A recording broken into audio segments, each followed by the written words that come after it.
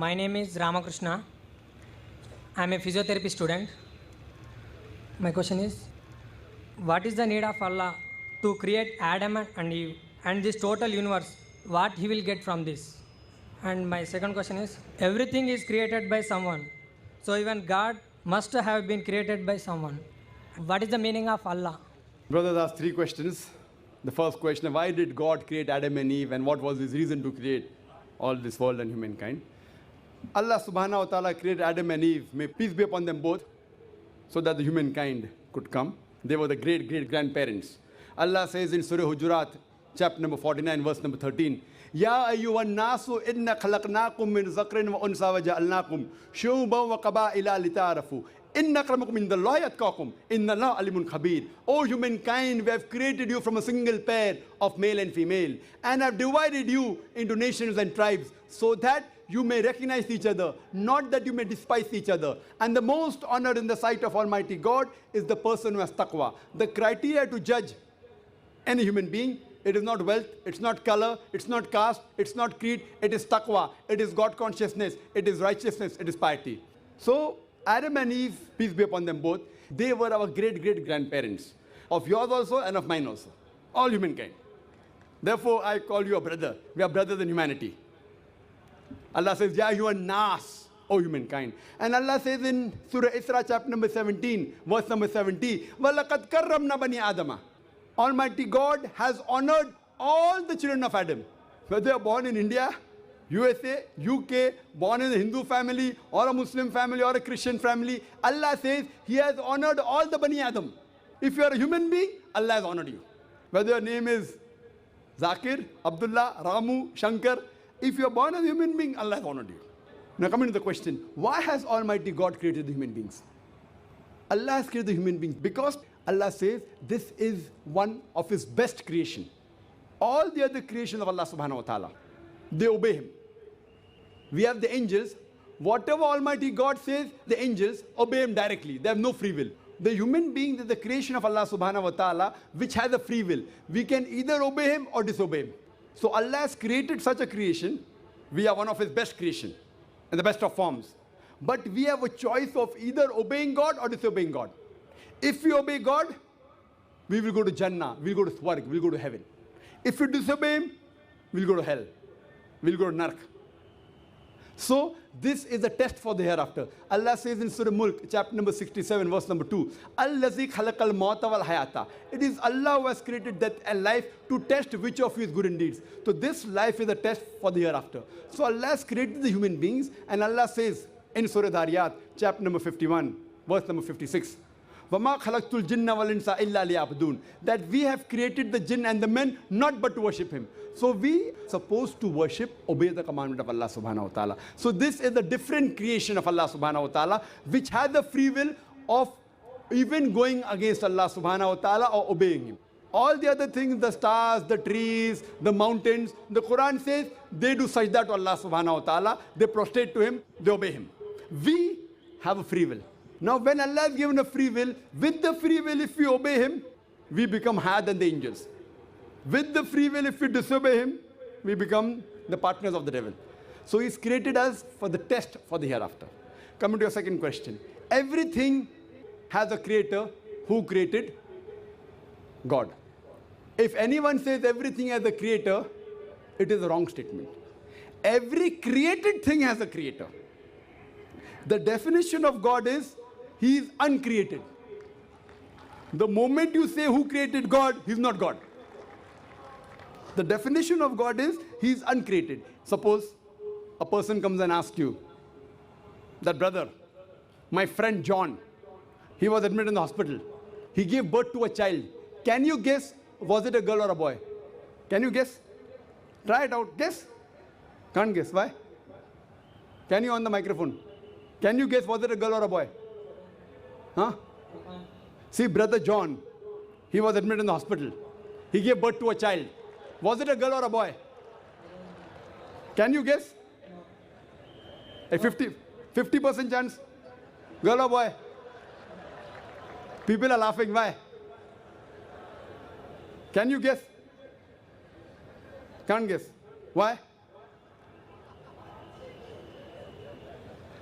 Even if you guess, can you get the answer right? Acha, can you guess? I'll give you two chances. Was it a girl or a boy? Try it out. Girl. Brother, can a man give birth to a child? Ah, there you made a mistake. Same way you made a mistake by asking who created God. A man cannot give birth to a child. So where's the question of it being girl or a boy? See, now you understood. Ah, now that's good, brother. So it was a man cannot give birth to a child. So where's the question of a girl or a boy? So when you're asking who created God, God by definition, Allah by definition is uncreated. The moment you say who created Allah, He's not Allah. Walam yakul lahu kufuwan ahad. There's nothing like Him. Coming to your last part of the question, who is Allah? Who is Allah? The best definition I can give you is quote to you Surah Ikhlas, chapter number 112, verse number 1 to 4. It's mentioned in the Quran, Kul huwallahu ahad. Say He's Allah one and only. Allahu samad. Allah the absolute eternal. Lam yalid wa lam yulad. He begets not nor is he begotten. Walam yakul lahu kufuwan ahad. There's nothing like Him. This is a four-line definition of Allah subhanahu wa ta'ala. Any human being, any person says so-and-so candidate is God. If that candidate fits in this four-line definition, we Muslims have got no objection in accepting that candidate as God. Four-line definition. This is the litmus test for theology, for the study of God. First is, Qul huwallahu ahad. Say He's Allah one and only. Allahu samad. Allah the absolute eternal. Lam yalid wa lam yulad. He begets not nor is he begotten. Walam yakul lahu kufuwan ahad. There's nothing like Him. If you go to the Hindu scriptures, the same is mentioned in the Hindu scriptures. Kul huwallahu ahad is mentioned, if you read Chandogya Upanishad, chapter number 6, section number 2, verse number 1. Ikkam evidityam. God is only one without a second. Second test. Allahu samad. Allah the absolute eternal. Bhagavad Gita chapter number 10, verse number 3 says, I am known as the Lord of all the worlds, the unbegotten, the beginningless. Third test. Lam yalid wa lam yulad. He begets not nor is he begotten. It's mentioned in the Shvetasvatara Upanishad, chapter number 6, verse number 9. Nachasya kasij, janita na chadipa. Of Him there are no lords. He has got no parents. Almighty God has got no father. He has got no mother. And walam yakul lahu kufuwan ahad. There's nothing like Him is mentioned in Shvetasvatara Upanishad, chapter number 4, verse number 19. And Yajurved, chapter number 32, verse number 3, where it says, Na tasya pratima asti. Of that God, there is no pratima, there is no idol, there is no image, there is no photograph, there is no sculpture. Who says that? Yajurved, chapter number 32, verse number 3. Same as, Walam yakul lahu kufuwan ahad. So any person saying so-and-so candidate is God, if that candidate fits in this four-line definition, we Muslims have got no objection in accepting that candidate as God. For example, some people say, Bhagwan Rajneesh is Almighty God.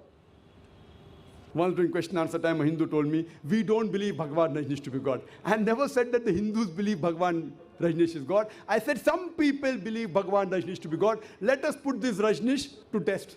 First test is, Qul huwallahu ahad. Say He's Allah one and only. Was Rajneesh one and only? Was he the only man who claimed divinity? There are hundreds of them. And in this country, we have thousands of men who have claimed divinity. He's not the only one. But Rajneesh Bhaksi said, no, he's unique. Let's go to the next test. Allahu samad. Allah, the absolute eternal. Was Rajneesh absolute eternal? We know from his biography, from his autobiography, he was suffering from asthma, from diabetes, from chronic backache. Imagine Almighty God suffering from asthma, diabetes, chronic backache. Third test. Lam yalid wa lam yulad. He begets not nor is begotten.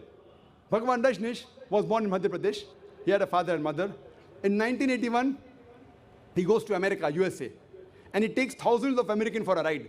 In the state of Oregon, he starts his center and calls it as Rajneeshpuram, his village. Later on, the American government arrests him and put him behind bar. Rajneesh says, the American government slow poisoned me. Imagine Almighty God being slow poisoned. In 1985, the American government kicked him out of the country. He comes back to India in the same city, Pune, and he goes back to his center, which is now called as Osho Commune. And if you go to the Samadhi of Rajneesh, it is mentioned there on the Samadhi, Bhagwan Rajneesh, Osho, never born, never died, but visited the earth from the 11th of December 1931 to the 19th of January 1990. Never born, never died, but visited the earth from the 11th of December 1931 to the 19th of January 1990. They forgot to mention in Samadhi, he was not given visas to 21 countries of the world. Almighty God coming in this world to visit the world and requires visas to go to different countries. And the Archbishop of Greece said, if you don't remove Rajneesh out of this country, we'll burn his house and the house of his disciples. And the last test, Walam yakul lahu kufuwan ahad, is so stringent that no one besides the true Almighty God can pass. The moment you can compare God to anything, he is not God. Walam yakul lahu kufuwan ahad. We know Rajneesh, like the human beings, had a beard, one nose, two eyes, 2 ears, 2 hands. The moment you can compare God to anything in this world, he is not God. Walam yakul lahu kufuwan ahad. If someone says Almighty God is 1,000 times stronger than Arnold Schwarzenegger. Might have heard the name of Arnold Schwarzenegger? Have you heard Arnold Schwarzenegger? The person who got the title Mr. World, Mr. Universe. The strongest man in the world, the strongest man in the universe. The moment you can compare God to anyone, whether it be Arnold Schwarzenegger, whether it be Dara Singh, whether it be King Kong, whether it be 1,000 times or 1,000,000 times. The moment you can compare God to anything in this world, he is not God. Walam yakul lahu kufuwan ahad. There is nothing like him. So this is a 4-line definition of Allah subhanahu wa ta'ala given in the Quran. Whichever God you are worshipping, brother, put that God to the test of Surah Ikhlas. If that God passes, that is a true God. Otherwise, it's a fake God.